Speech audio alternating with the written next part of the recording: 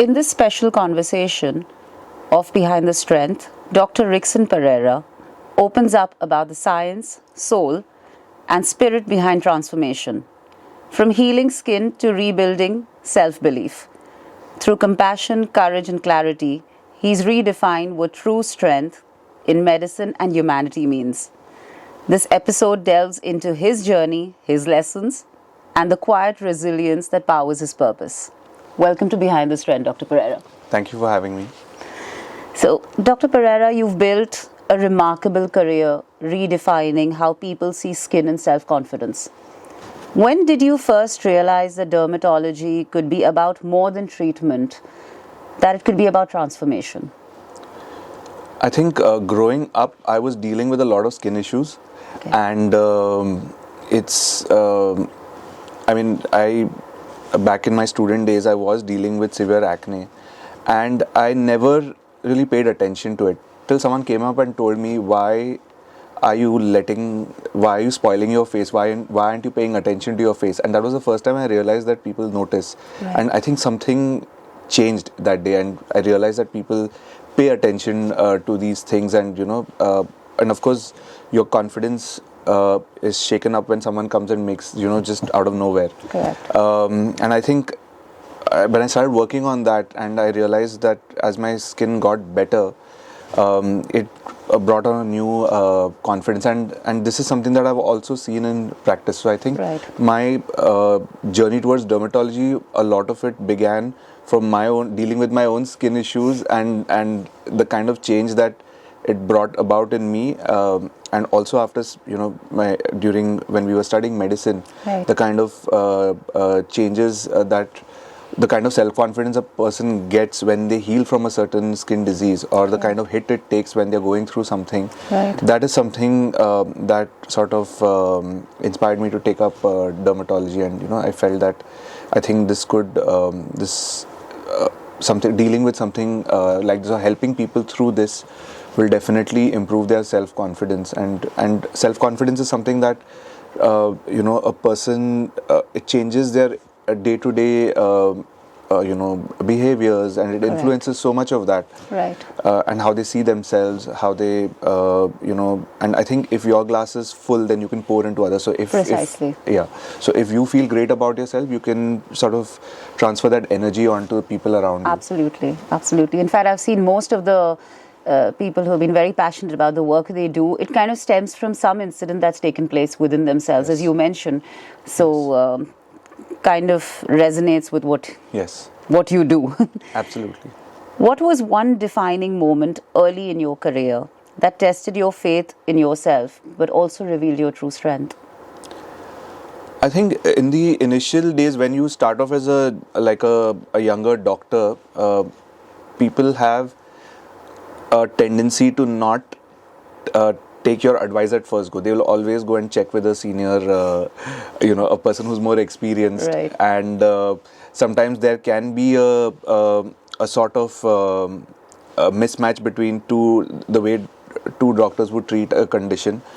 And I think the fact that I stuck by my guns, and I told them, you have keep faith and just do this, and you will get better. And I think eventually people saw that.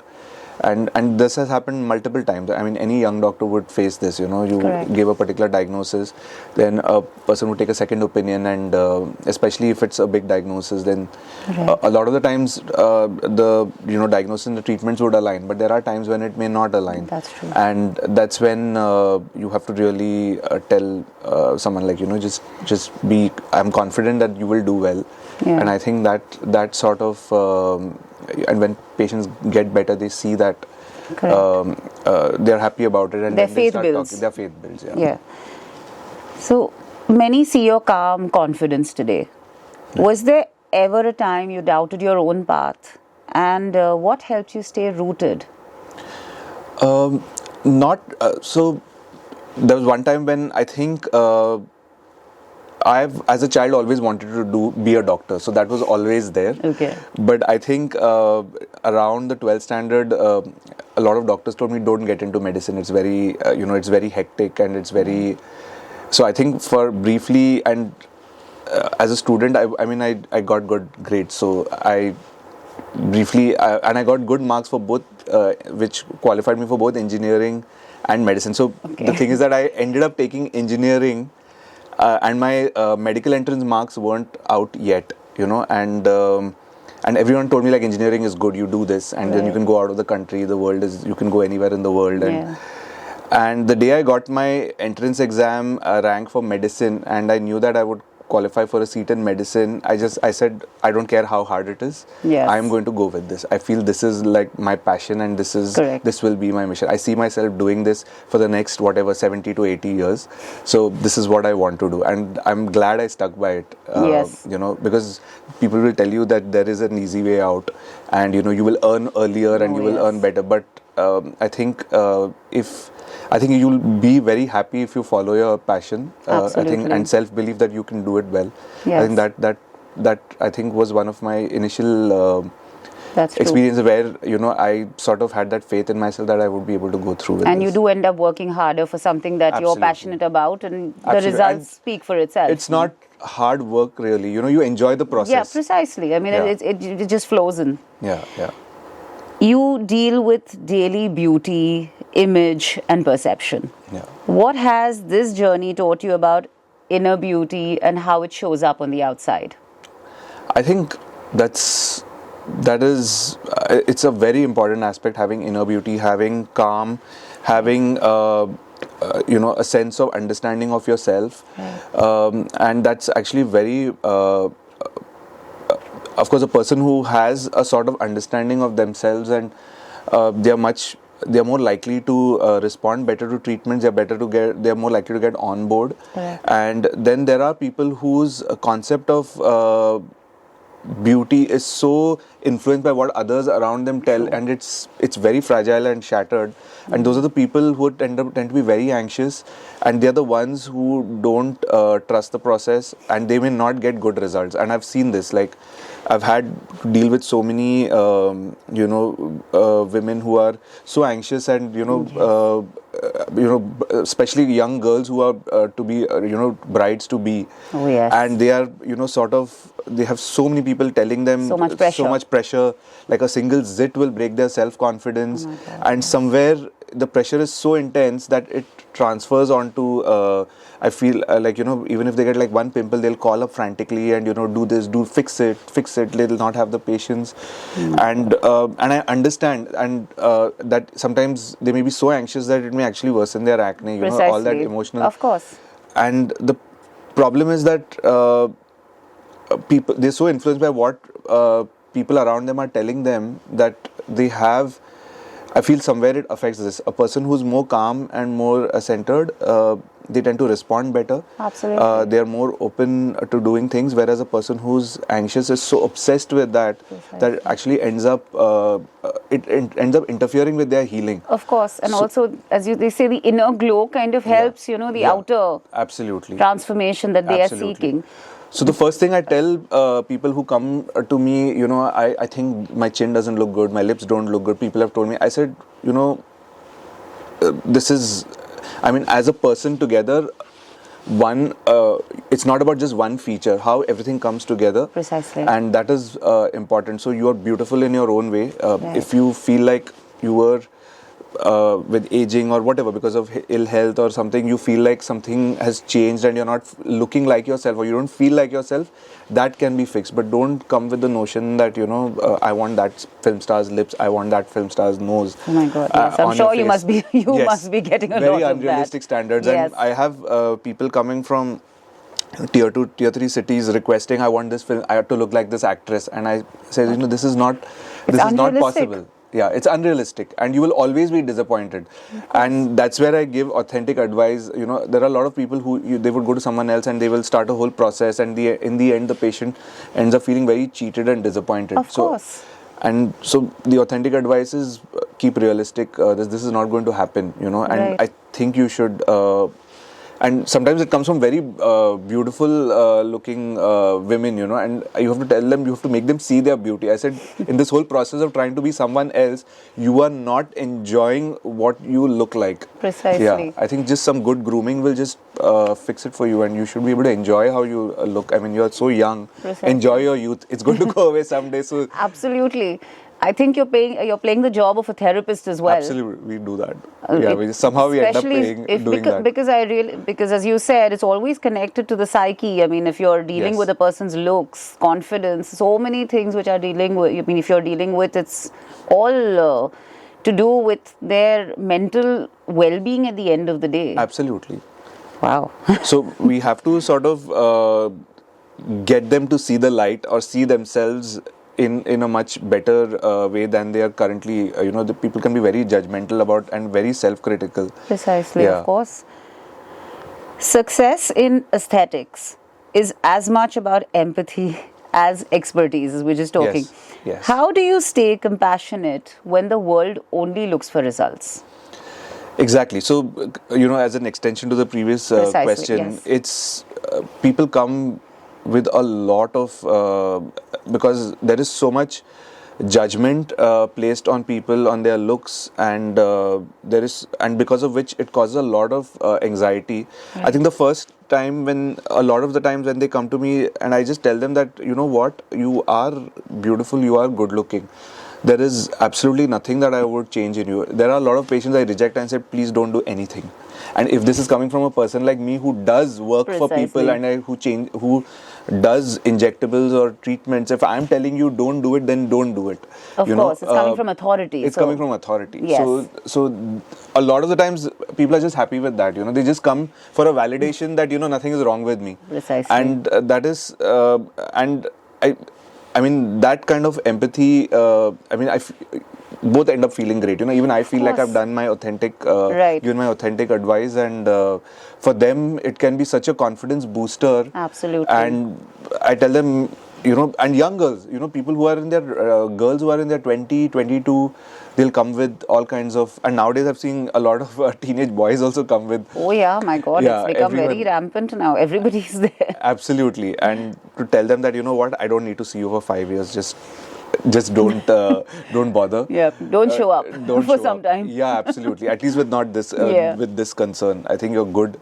And that comes from a place of empathy. And growing up, like, again, I've had body image issues, and you know, you want to see yourself a certain way, and but also at the same time, it's also important to guide people into, Right, you of know, course. if their lifestyle has been, if what they're seeing is not good, if I always discuss lifestyle, you know, whether they've been exercising, whether they've been eating right, have they been sleeping, if they are into you know, alcohol, smoking. A lot of people do weed.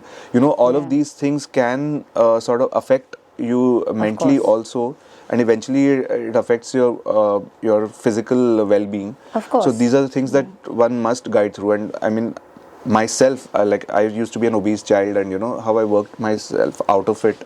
And you can't just sit back and you know, hope things would happen. You know, once the whole part about growing up and being an adult is taking control of things that you can take control and change them for the better. Of course. But you're speaking about the boys coming, you know, at this age. I think everything, like, considering the Gen Z as they speak of right now, they've become very self-critical. Yes. Or I think there's more pressure on them. Absolutely. Because of social media, lifestyle, peer pressure, so many factors that I don't think we had growing up. Absolutely. That today it's more, so I think they are coming in at a more nascent stage is because of all these factors. Absolutely. And somewhere it could affect them mentally. Absolutely. So, you know, how do you deal with something like that? Because if, say, a boy has come to you with some issue, some random issue, it might not be very important. Right. But how do you deal with, you know, something like that? Because that boy might have some baggage that he's coming with. So the first thing is never dismiss it. Yeah. You know, I never dismiss it. Because for that, at that stage in a person's life, that may be the most important thing to them. Precisely. So definitely you have to deal with empathy and compassion that comes. But I also try to make them see the light in the sense that there are ways to fix this, Correct. but don't sort of base your whole self-confidence Yes. on this. It should not be this one factor. Right.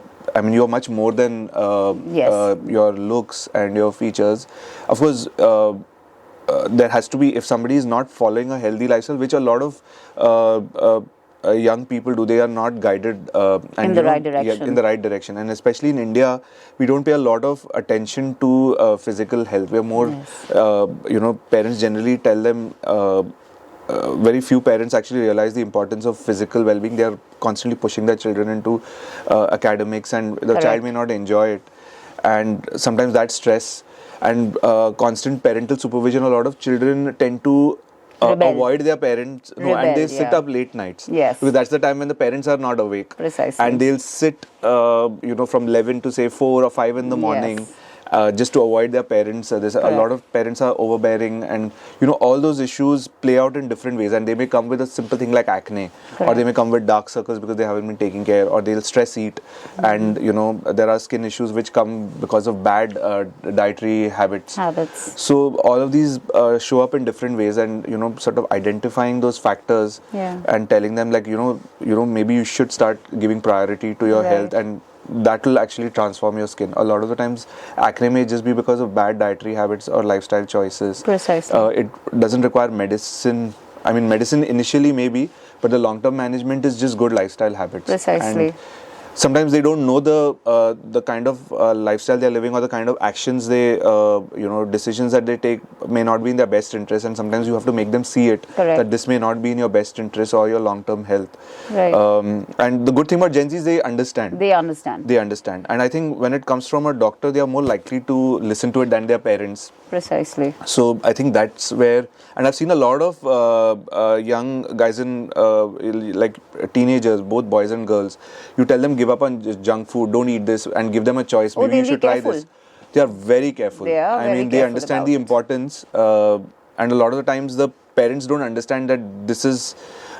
They should not be eating this, and sometimes the parents will force the child because this is what they are eating at home, Yeah. and they'll not listen to the child. So that could be a good point where I make the parents understand Correct. that these are the things you should be stocking at home, so that whoever is hungry, or whenever the child feels like eating something, then this is what they should be eating. So Yes. it's like an all-round therapy. It's basically holistic. Yeah, So absolutely. it's not only dermatology. It's like Yeah. you're actually helping them with a lifestyle change. Absolutely. And the thing is, good skin and hair comes out of good Precisely. like internal Habits. health, Yes. and habits are very important. Good habits are very important towards achieving that. True. Every professional faces criticism or comparison. Yes. How have you learned to silence the noise and stay focused on your craft? Yeah. So the thing is, there have been a lot of we see on social media. In fact, social media drives a lot of unhealthy trends, and sometimes a lot of fake and bogus treatments are rampantly shown on, and there is no accountability if anything goes wrong. And we get a lot of inquiries about, why are you not doing this? Are you offering this treatment? For example, things like, say, IV drips for healthy people. Everyone comes and asks me. I said, I don't believe in it. First of all, a healthy person doesn't need drips. Yes. You just have to follow good lifestyle, diet, and these sometimes these simplest of things are the most difficult to follow. Consistency with these things are the most difficult things to follow, and they want a shortcut. They feel like, I was just going to say that, a quick fix. A quick fix. Yes. They think that an IV drip will remedy hours of days of not sleeping well, or Precisely. daily drinking and being hungover. They feel like this will neutralize that. Exactly. So there are some treatments which I tell patients that I am not offering, then there's a reason for it. It's not like I don't have the resources or Of course, yes. So if it was really benefiting someone, I would have offered it at the clinic, but I just don't believe, and that's where I stand by my conviction. Like if I'm convinced that this thing is not going to work, I will not do it. And on the other hand, if something is if I know that it will work really well, I will actually explain to the patient why I think this should this will do well for you. Right. What happens is a lot of with research into diseases, a lot of new molecules come to the are available now in India to treat long-standing diseases like psoriasis, eczema. Of course. And what I've seen is the older doctors, senior doctors, they may sometimes not accept them. There's a lot of skepticism. Okay. Whereas as a younger doctor, I'm more open to using them, because the thing is that newer medicines come with uh, uh, improved efficacy as well as improved safety. Absolutely. A lot of testing. Absolutely. So there is a lot of data to back that up, and a lot of times patients are very skeptical. You know what, this is a new medicine, and I said no, but there is data available to back it up. It's been around in Western countries for a while now, and I think you should really take it. And so if I'm convinced that it's going to work, then I will put my conviction and tell them, look, listen, this is even. Don't worry about this. I'm there. I will take care of you. Don't worry about any side effects. Those are not going to happen. You start this, and it's been life changing for a lot of people. So it goes both ways. Criticism can happen for things that you're not convinced to do, and also it can happen when that you are convinced, but others are not on board. Board with it. That a lot of those both situations show up. So how do you deal with something like that? You still follow your yes, you follow my your gut path. instinct. Yes, and your gut instinct. And of course, it comes from experience, and you read about things. The knowledge, of course, you assimilate data and then you make a decision. It's not random. No, of course not. I'm certain. Medicine can be emotionally draining. Yes. What does self-care look like to you, not as a doctor, but as a human being? Yeah. So, I largely practice what I preach. Right. I think being in good physical form is very important for a profession like medicine, because the thing is, as you get more experience, as you become more senior in the profession, your workload increases. This is one profession. As you get older, your workload increases. Yes, because you get a few grey strands and people like, you're very experienced. Yes. So I feel like there is a sort of mismatch between the energy levels in your body versus the kind of demands from work. Absolutely. So I feel like the way to approach it would be to prioritize certain things in life. I think as you get older, these become more important. Correct. One is sleep. So sleep is on priority. Physical fitness, exercise is on priority. Nutrition is on priority. So these are three things that I sort of pay attention to, and I prioritize this. I don't sometimes to the point where I will adjust my work around this, because I just feel like if I'm in good physical form, I think I can just give more. And there is good data to show that being in good physical form improves everything, including your cognition, your ability to do things, your intelligence, your coordination. And if this is something that I intend to do for, say, the next 30 to 40 years, and I better be able to give it my best. Absolutely. So and of course, and I have my hobbies. I like aquariums, plants, gardening, all of that. So these are there, and grounding factors. Like, it's very important. You've seen, people walk into your clinic feeling broken. Yes. And leave hopeful. Yes. What has that taught you about healing that textbooks don't mention? Yes. So self-confidence and hope goes a long way in healing a person. I totally believe that. And even if this... so we deal with a lot of conditions which require lifelong management. There is no cure because they are rooted in genetics, and these are controlling genes are not, it's not always possible to do that, or their expression. But knowing that, there has been a lot of research, there have been a lot of medical advances, and there are medicines available to completely change the quality of life of an individual. And that is the confidence I have, and I tell that to the person, look, it may not be curable, but I can dramatically improve your quality of life or make it look like you never had that condition. And there are good like for example, psoriasis, eczema, we see this. These can be debilitating to a person's self-confidence. Having like rash on your skin, it affects intimacy between relationships. Maybe the spouse or the partner may not like what they see, or and it affects your occupation, job prospects. Absolutely. On so many levels. Absolutely. So, giving them that confidence that, see, you may have to deal with the rest of your life, but I can make it so much better that you'll never feel like this is around, or this will not hold you back. Absolutely. And that is I feel like that plays a huge role Right. in how people heal, and when that self-confidence improves, they do so much better, and it's that one thing which changes Yes. everything in their life. Absolutely. So I feel privileged to be in that position. It's I just feel It very is grateful. Yeah. that is a great position to be in. Yes. It also has a flip side, but again, as I say, expectations are the flip side. Yes. But I think experience kind of handles Yes, that. yes. If I'm not mistaken, if I'm Yeah. not wrong. Behind every confident patient is a doctor who believes in them. Yes. What does leadership mean to you in this deeply personal profession? Yes. So, leadership, I would say, is the ability to guide a person into. I think a lot of.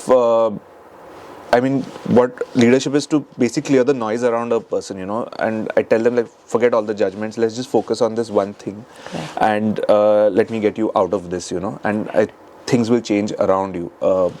So a lot of the time, people, they will.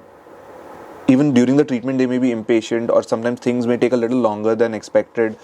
And I think trying to get them to be patient and be calm through the whole process. Sometimes unexpected side effects turn out, may happen with.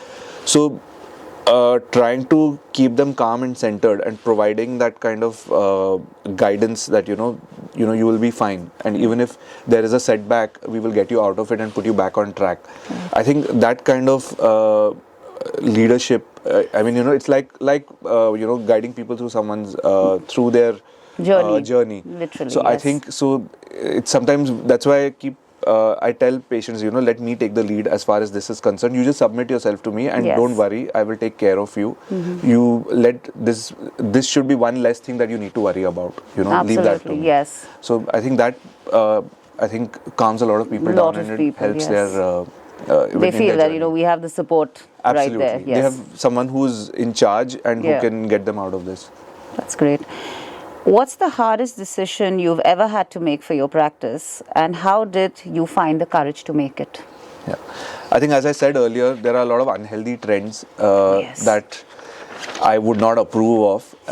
And when people come asking for it, and that time to put your foot down, Yeah. that I will not do this, and there's a reason why I yes. won't do this, and I'm not comfortable doing doing these treatments at the clinic. You are free to go elsewhere. If I think that sometimes not following trends can be something, but eventually people see through why. But a trend is a trend. Yeah, a trend It's is a trend. short-lived. Absolutely, It's and short-lived. People agree, and I've had patients who come back to me after 4 or 5 years. They just go somewhere else, and then they'll come after 4 to 5 years, and then they're like, the trend's gone. It's gone and it didn't work. It didn't really work. It didn't really work. Yeah. So those are things. Yes.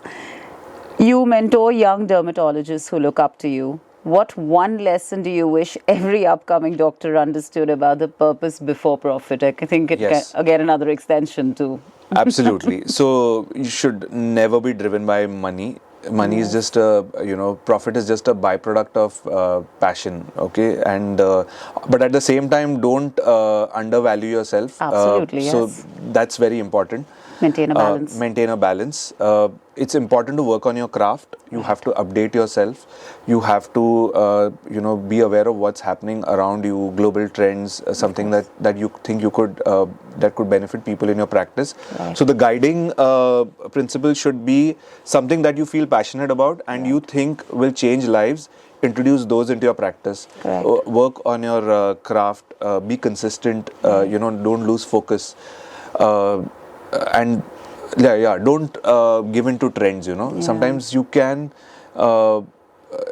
See, with medicine, there are things that you can try and see if it fits in your practice. Not everything is unscientific. Some things may work for you in your practice, some things may not work for you in your practice. But never let profit be the guiding factor. You have to be your authentic self. Absolutely. Be consistent, be focused, and upgrade or upskill yourself. I think Always. those are always those Ongoing education. ongoing. It's always, medicine is always learning. Always, yes. Principles change, things Yes. evolve with every decade, and Absolutely. something that maybe which was relevant 10 years earlier may not be relevant now. Today, yes, of course. And things evolve. Like, you can have just better. Things are only getting better with time. So we Absolutely, have yes. so many options and so many untreatable diseases. That there were no treatments for it, or no one really understood. Yes. There have been so many insights into pathology of diseases Correct. that you have much more to offer right now than it was Yes. probably 10 to 15 years ago. Absolutely. When you look at your journey from doctor to change maker, what's the impact you most hope to leave behind? I would like to be thought of as someone who changed or sort of rewrote their relationship with themselves. It's something which I feel like if what a person should remember is how they felt when they were with me and when they left, how they came Absolutely. walking in and how they left, and Yes. that they were positive and more hopeful. Right. And the feeling that always remains, the feeling when you were with someone and Right. how they made you feel At that and point. that at that point, and hopefully it should be positive, and that's what I would like to remember them. And if I was if I give them a dose of tough love, it's only for Oh, yeah. it's only for their benefit. It's for their Sometimes benefit, I yes. tend to no, listen to me, You this have is for to. your good. Yes. And I hope that they understand that it was for their own good. Yes. No, I'm certain when they see a long-term result, or not having done something and then the result of Yes. and the relief. Yeah. Yes. I'm sure that the tough love kind of absolutely. helps them. Working with people's appearance means working with their insecurities. Yes. What's one story of transformation that has stayed with you long after the patient has left? I think there are actually many. I remember there was this patient who came to me with severe psoriasis. Severe psoriasis, as in he was covered from head to toe with plaques, and he had psoriatic arthritis also. So he could he could not get out of bed immediately. He used painful. Very painful, and you have to literally wait for for 30 to 45 minutes to slowly for your joints to warm up and be able to move. And the thing is, around that time, he came to me for his psoriasis, and around that time, a new medicine had come in for psoriasis, something called as biologics. And of course, I had known that because it was available abroad internationally for a few years before it came to India. And I was convinced that this would help him.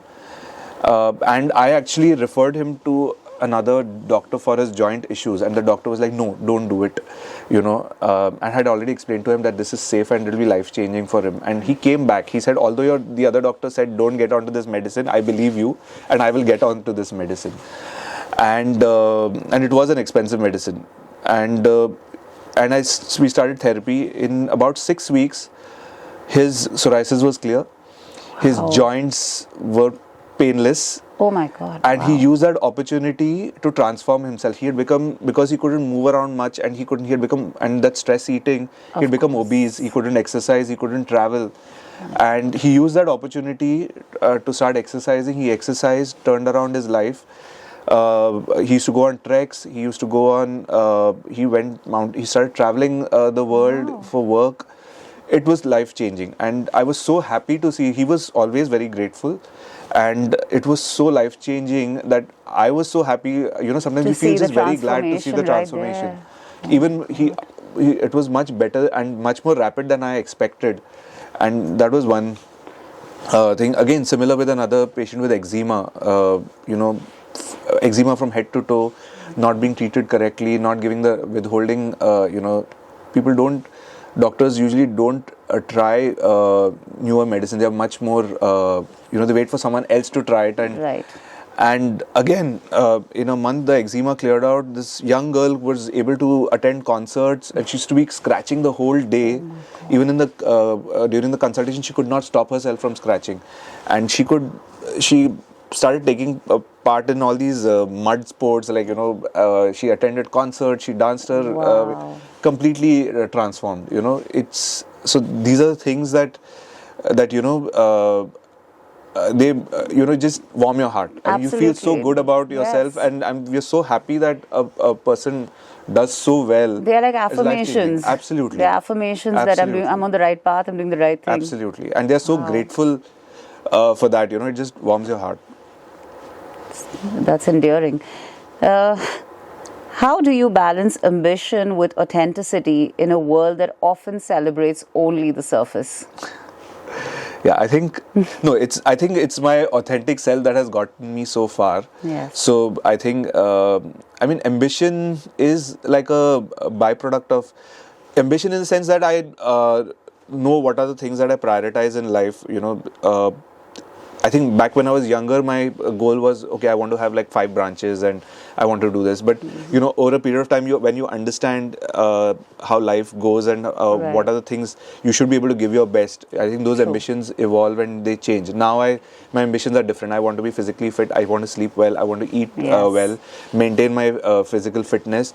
I want to get technologies and treatments to my practice, which I feel will change lives, Correct. will dramatically improve quality of life of a person who's suffering. So those ambitions have changed. I want to be more, instead of having like 5 branches and not being able to give my best.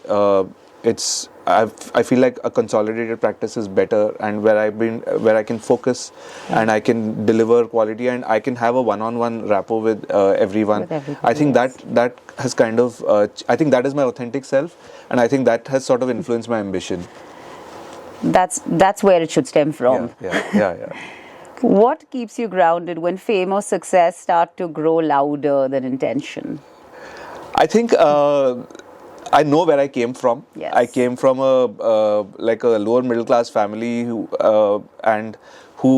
probably wouldn't have been able to afford sending me abroad or doing like getting a paid seat in medicine.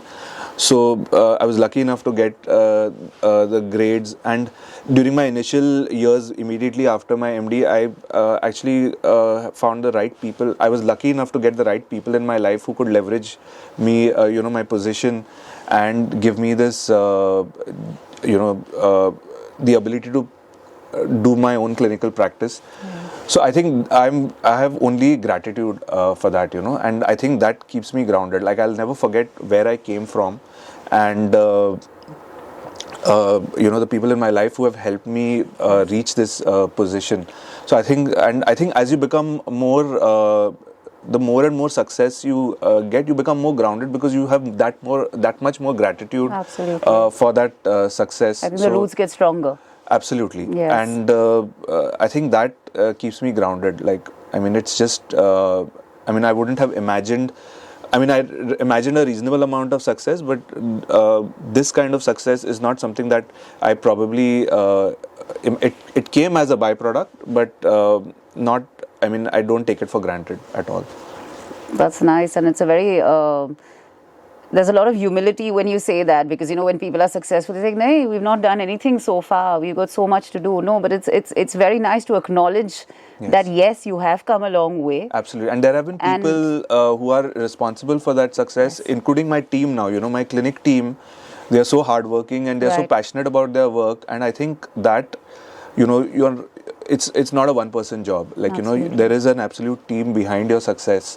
Always. And I think I'm grateful for those people, people in my team also who show up every day, who show up with the same passion and put in that same, and who sort of put in the same amount of passion that I do, so that they mirror it. They mirror it. Yes.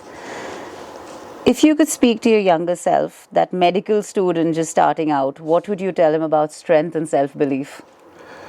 I think, I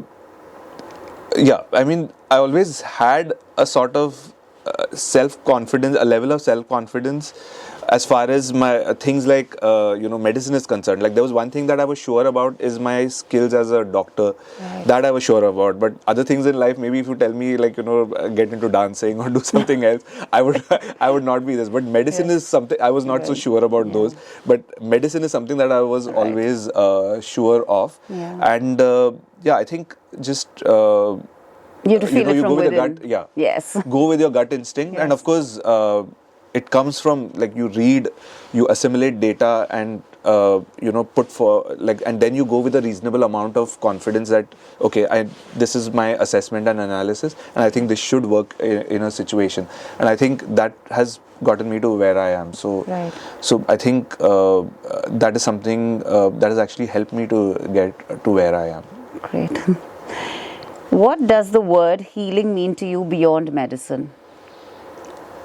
I think healing is, I think, where you find peace. I think, and it has to be a combination of, say, what gives me peace is like the fact that it has always been a combination of passion, focus, consistency. And I think at the end of the day, when you feel like you've done a good, although it's been a long day, but it was a fulfilling day. Yeah. I think that gives you peace. Peace at the end of the day. So that is the most important thing to me. Yeah. In a time when everyone wants instant change, as we were talking about quick fixes, what's your message to those struggling to stay patient on their journey? I think that it takes time. I mean, everything takes time, like they say, Rome wasn't built in a day. So True. whether it comes to practice, whether it comes to results, whether it's a doctor who's setting up a practice, whether and especially in medicine, things take time. And Whether it's a patient who's yes. expecting, their skin disease to improve, everything takes a time. Just believe in the process, be consistent, follow what you are supposed to do, and I think it will give results. Patience always gives True. results. And also quick fixes, instant results do tend to have adverse effects. Absolutely. The knowledge of that, Yeah. I think... Yeah. Never take impulsive decisions. I mean, you can shop impulsively. Yeah. That's a different thing. But when it comes to decisions like these, I feel like they should be backed by a good analysis, going over data, and it always has to be a very well thought out decision. It should not be random and impulsive. The authority that's actually backing the data also makes a very big difference. Absolutely. Because otherwise today you've got Google and Chat GPT who's the new doctor in town. So, like literally, I mean, anything, it's always these two. But there's always a little more experience that comes in when it is from the right source. Absolutely. No, and see, most of my practice has been built up on word of mouth. Like, I've never advertised. And I think if you go slowly, and the thing is that you start small and build it up. I think that is always a better than creating a big splash. Oh, yes. And overburdening yourself with expectations. True. I think you start small and go slow, and I think that would be, at least that's what I have done, and that's worked for me. Yes. And you gradually upscale. True. And it's also that you should not, go in with a reasonable amount of confidence, believe in yourself. You should not hold yourself back too much also. That's also important, because that's how growth will happen. Don't get complacent, and don't be afraid to try new things. You should always try things and see if they work or not. If they don't work, then don't go with it, but never not try. If something that intrigues you, at least give it a try and see if things work for you. If it works. Yeah. What do you believe is your greater mission, the purpose behind the profession? I think it's, like I said before, just making people, improving people's self-confidence, changing their relationship with themselves. If there is a disturbance in that, you provide a sort of backing, and you tell people, I've got your back. Right. You can trust me with this, and you can look forward to getting better. Right. So yeah, healing is, of course, healing is the thing. Like, there's so many aspects of a person's life, which are disturbed, and one of them is your health, and Correct. provide the right kind of guidance to improve that, and Absolutely. it transforms, it changes a lot of things around them. Have you ever come across, having, spoken about so much, have you ever come across someone, and I'm sure you have, with women or men having midlife crisis, who Yes. want to change their look? Yes. Who want to feel better about themselves, though Yes. it is, of course, everything is not look dependent, but for Yes. them somewhere it is. Yes. Just a little thing here, Yes. there, you know what I'm Yes. saying? So how does that kind of, how do you deal with something like that? I mean, of course, you're going to provide them the service you think is going to be right for them. Absolutely. But psychologically, dealing with something like that, and so I always advocate for small changes because Right. they'll come in expecting to look completely different, or they'll get me a photo and I want to look like this now. I'm like, that's not possible.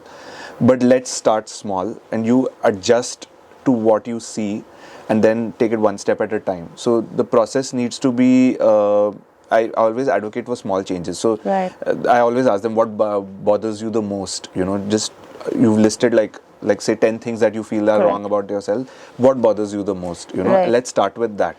And usually that is, and at the same time course correction again, because they've never paid attention to their health and they've landed in this situation. Right.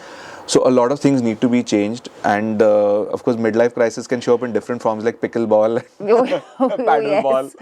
So Okay, yes, so- I was going to and try injury. pickleball. But I think I'm going to be a bit of midlife. and they end up in injuries. So that's why I Yes. tell them you have to, even if you want to take up something like that, you have Right. to prepare your body. If you've never been physically active and this is True. not the first thing you should do, go slow. And again, so the same with skincare and hair care and this, you have to fix lifestyle and start with small things, and Yes. usually that works out. You Yeah. don't want to look. Say you met a group of friends on Friday and the next Friday you look completely different. Yes, You don't but want to look that. because that actually happened with someone that I knew. I mean, I'm not going to supposed to say that, but the person looked completely different before, and she was very pretty. Yeah. I kid you not, she was really very pretty, and she has looked completely different without Yes. being able to speak in a matter of 5 days. Exactly. So you don't want that. Nobody wants Yeah, that. nobody wants that. I mean, So- not anybody would term that as a midlife crisis or as something gone wrong, because Absolutely. that would have affected her mental well-being Absolutely. much more than. Absolutely, and it's my job as a physician to sort of let them see reality and say, if there have been times when I have put my foot down and said, no, we will not do this, it will not be good for you. Yes. And they have gone elsewhere. Precisely. And they have gotten a Overboard. botched job, and then they've come back to undo things. So, and that's not what we want, because Because undoing eventually- is not very easy, is it? it's not easy. So, course. and undoing and then redoing it. So a lot of times I will treat a patient and do certain treatments, and then they want more. Right. And I tell them more is not good. Yes. Let's stop here and take a Precisely. break. Keep- Enjoy what is already improved. Exactly. Take time of enjoy what you see.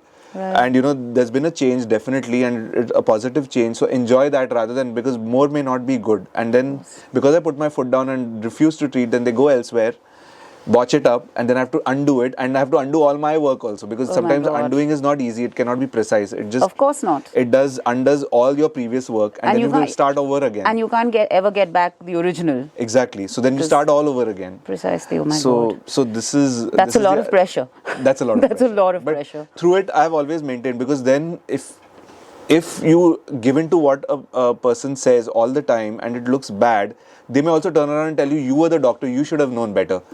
So that the flip side's also there. So that's always the reason. there. So it's better for my mental peace also, that if I feel like this is not going to be good for them, I would just advise and put my foot down. Look, don't do Absolutely. it. Yeah. Yes, of course.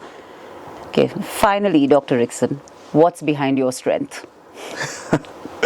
What's behind my strength? That's a good question. I think the fact that I'm in a privileged position to help people make their lives better, I think that drives me the most.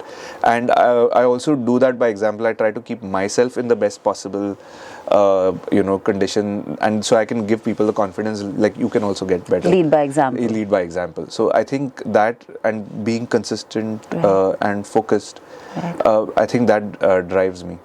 And including just passion for medicine, I just love it.